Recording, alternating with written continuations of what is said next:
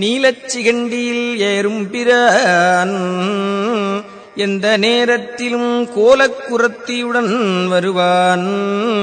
குருநாதன் சொன்ன சீலத்தை மெல்லத் தெளிந்து அறிவார். சிவயோகிகளே காலத்தை வென்றிருப்பார். மரிப்பார் வெறும் கர்மிகளே. பொருள்: நீல நிற மயில் வாகனத்தின் மீது ஏறுகின்ற திருமுருகப் பெருமான் எந்த நேரத்திலும் அழகுமிக்க வள்ளியம்மையாருடன் அருள் புரிவதற்கு வருவார்.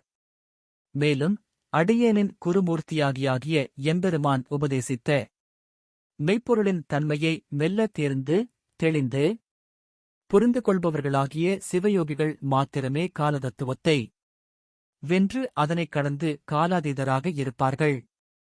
வெறும் கர்மயோகிகளோ காலத்துக்கு உட்பட்டு மாய்ந்து போவர்.